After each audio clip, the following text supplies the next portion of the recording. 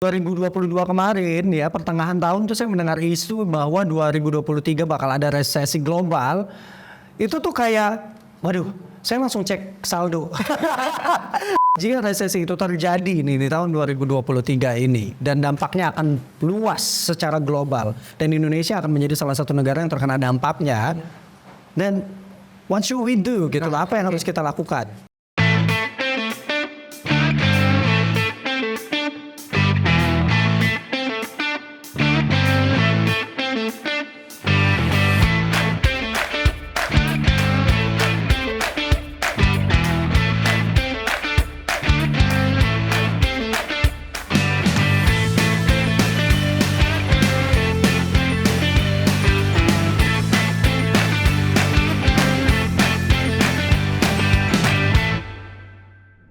Hai Sobat Pancasila, apa kabar kamu hari ini? Semoga selalu dalam keadaan sehat dan semangat. Kembali menyaksikan Pendekar Podcast bersama saya, Ricky Laki.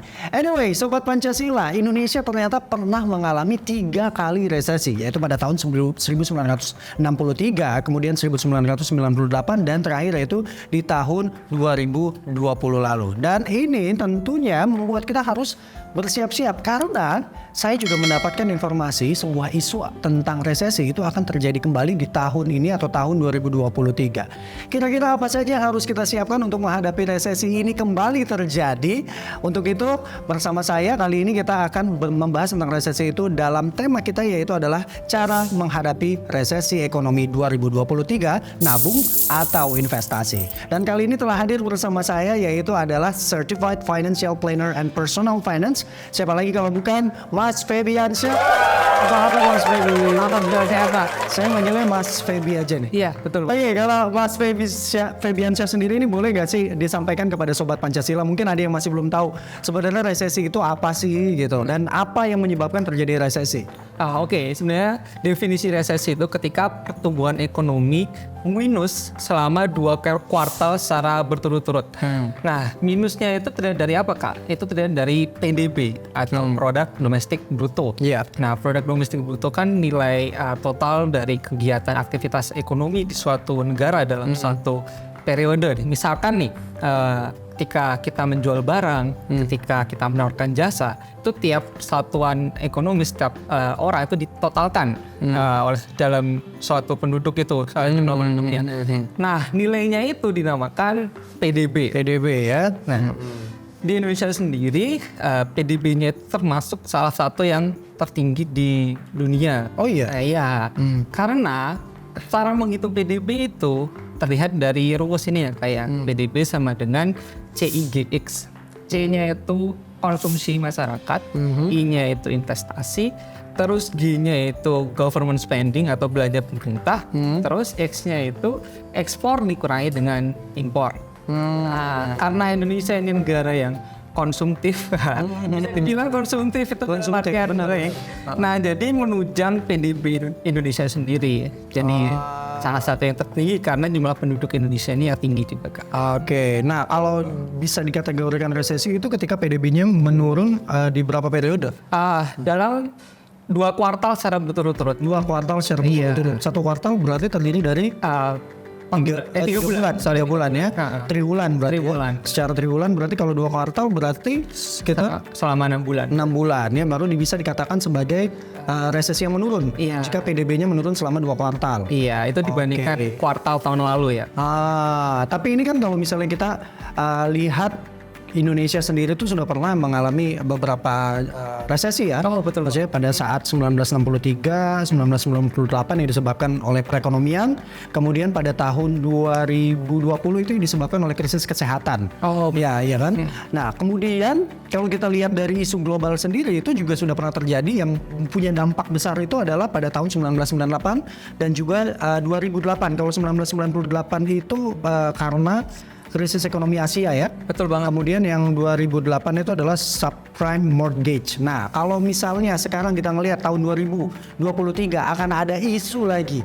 Kira-kira ini disebabkan oleh apa? Nah, ini menurutku faktor yang paling besar tentu dampak dari pandemi COVID 2020 kemarin ya kayak. Nah ini yang masih efeknya masih bakal kita rasakan di tahun-tahun yang akan datang. Nah ini sebenarnya berbeda dengan resesi-resesi yang ada di tahun-tahun sebelumnya. Nah kalau misal seperti yang dibilang Kak Riki, kalau 63 sendiri kan di Indonesia karena tahun itu Pak Soekarno menerapkan kebijakan Indonesia kan kurang bekerja sama nih dengan negara lain. Benar. Bisa dibilang terisolir nih Indonesia kecil kan. Jadi ekonominya berhenti terkontraksi. Nah, terus di tahun 98 itu krisis ekonomi mata uang di Asia. Nah, menyebabkan nilai tukar Indonesia rupiah terhadap dolar itu anjlok ya Kak ya. Iya. Dari sekitar 2000-an hingga 17.000. Oke, itu jadi sangat anjlok banget dan menyebabkan inflasi naik sebesar 77%. Oke. Nah, itu gila-gilaan banget. Baik. Makanya kan suku bunga bank waktu itu juga dikerek naik. Nah, menurunkan gejolak inflasi. Nah, kan tapi kasusnya pada tahun 2020 kemarin Indonesia resesi karena adanya masalah kesehatan. Iya. Karena adanya COVID. Nah, jadi ini langkah-langkah yang dilakukan oleh pemerintah Indonesia pasti juga berbeda. Nah, akan tapi kalau misal kita melihat data pertumbuhan ekonomi Indonesia selama 2021-2022 kemarin ini, Itu cukup meningkat atau justru statis saja? itu cukup meningkat ya kayak dibanding tahun-tahun sebelumnya, paling tahun 2020 kan ketika Indonesia dinyatakan resesi. Kalau misalnya kita lihat pertumbuhan PDB-nya di tahun 2022 aja, kemarin kita meningkat sebesar 5,3%. Itu bahkan tertinggi ketika Pak Jokowi ini menjabat.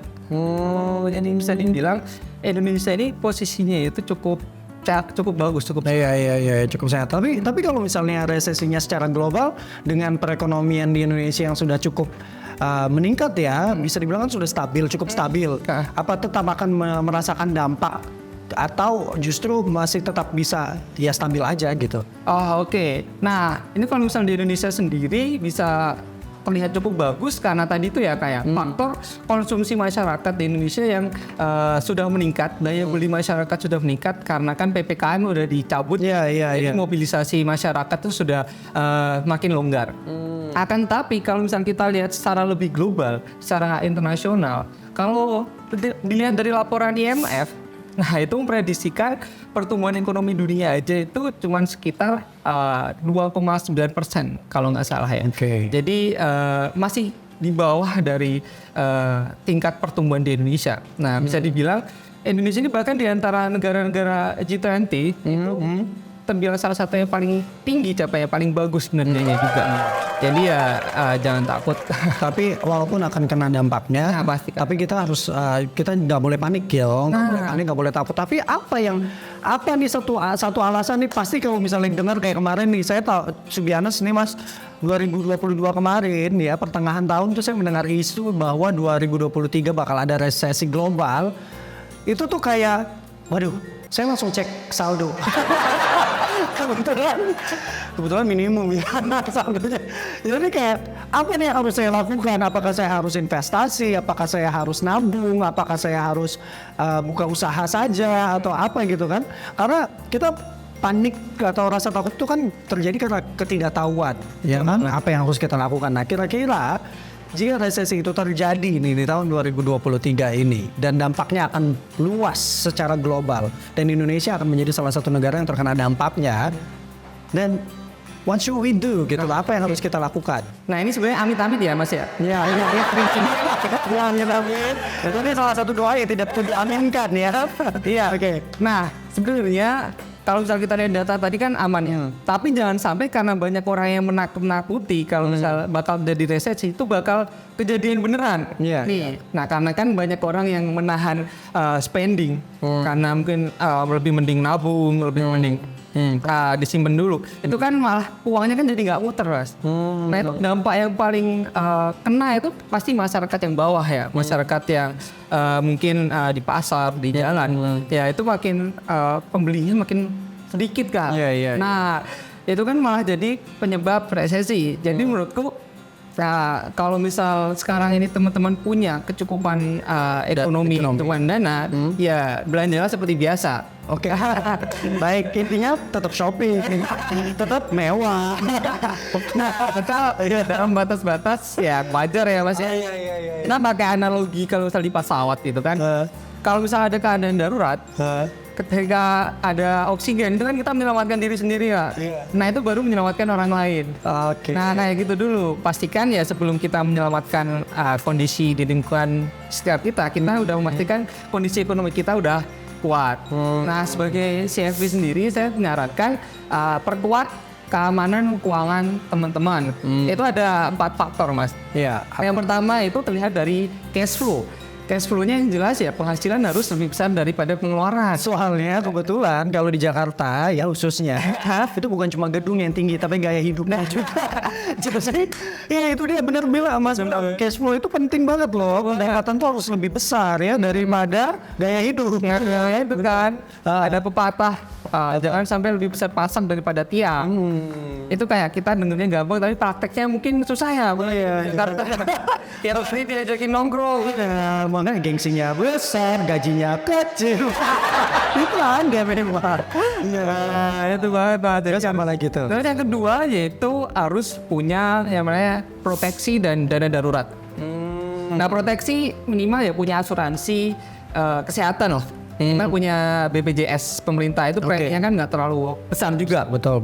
Jadi sewaktu-waktu ketika kita sakit, kita nggak perlu merogoh kocek yang lumayan nih. Iya. Karena di cover pemerintah nantinya. Terus ya punya dana darurat juga nih Mas. Jadi ya ibaratkan dana untuk menghadapi situasi yang tidak terduga.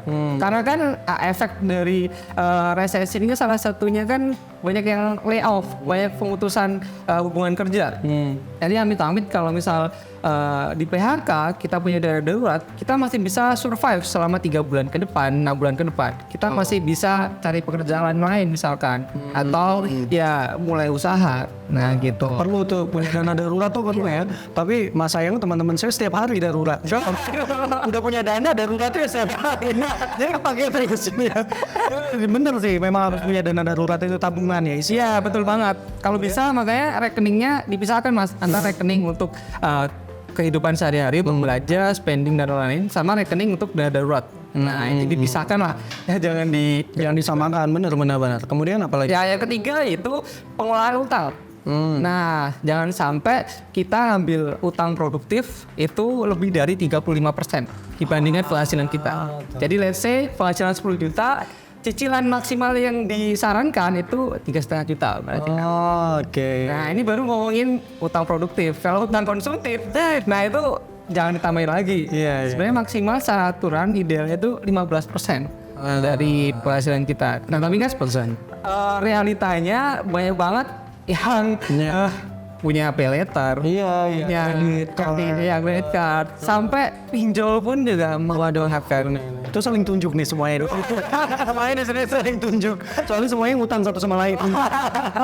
Ya pokoknya intinya itu boleh saja sebenarnya ya berhutang, tapi memang ditujukan kepada keperluan yang memang yang urgent gitu dan juga tidak melebihi berapa persen tadi? 35% dari penghasilan. Okay. Nah masalah utang ini juga bahaya banget Mas, karena kan di 2008 dulu di Amerika yang penyebab resesi di Amerika itu kan itu masalah utang, KPR. Nah di sana itu orang gampang banget untuk ngajuin KPR. Sampai akhirnya ya gagal bayar. Jadi efeknya merambat ke perbankan dan lain-lain. Di Indonesia sendiri kan di sektor investasi IHSG aja karena faktor 2008 itu turun sekitar 60% kan. Nah, jadi ya masalah utang ini cukup harus jadi perhatian untuk teman-teman semuanya. Iya. Oke, itu jangan nyebabin resesi gara-gara utang kalian ya. Oke, jadi kalau bisa utangnya memang digunakan untuk hal-hal yang penting saja. Oke, yang keempat tadi apa? Kalau yang keempat, 3 dulu itu aja deh. 3 dulu itu aja. Oke. Enak banyak ya. Ya soalnya bukan kuliah. Jadi nanti satunya kita akan kasih nih episode berikutnya. Biar penasaran siapa ya. Saya bisa dibilang teasernya. Oh iya, tapi kalau ngomongin soal resesi, tadi kayaknya memang Mas Feby ini luar biasa ya punya pengetahuan tentang keuangan, resesi. Tapi sebenarnya saya penasaran, lahirnya tahun berapa sih? Emang pernah ngalamin resesi tahun berapa? Nah, jujur saya lahir waktu 98 krisis moneter. Wow, jadi orang lagi ribut resesi Anda lahir. Oke. Gitu, apa itu berarti kamu bisa dibilang kena dampaknya hanya di tahun 2020 ya, yang di Indonesia. Betul banget, baru ngerasain bener-bener dampaknya itu ketika 2020 kemarin. Lahir pada saat memang krisis moneter. Iya. Itu orang tua tidak terinspirasi untuk menggunakan nama moneter itu sehingga kamu ini. Sebenarnya kalau misalnya saya lahirnya cewek mau dikasih nama monetera deh. Itu beneran aja. Itu beneran yang monetera. Wow. Kalau misalnya apa nih lagi untung, nama kamu jadi untung banget. Oke, kalau gitu itu dia tadi bicara soal resesi itu sendiri. Nah, kalau kita lihat sekarang kan apa yang harus kita lakukan ketika menghadapi resesi juga sudah kita sampaikan tadi. Tapi itu dari diri kita. Kalau dari pemerintah, kalau dari Kementerian Keuangan sendiri, apa sih yang sudah disiapkan atau apa yang sudah dilakukan ketika resesi itu terjadi dan apa yang akan disiapkan oleh pemerintah atau khususnya Kementerian Keuangan jika resesi benar terjadi di tahun 2023 ini? Oke, nah saya sempat mendengar dari media mengatakan bahwa NPWP akan menjadi NIK.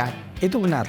Benar banget. Dan sudah berjalan atau akan resesi terjadi mending nabung aja deh atau investasi aja. Tapi bicara soal hal ini, emang kalau misalnya resesi terjadi itu lebih pilih mana sih Mas? Sebenarnya kita yang akan kita lakukan adalah nabung atau investasi sih?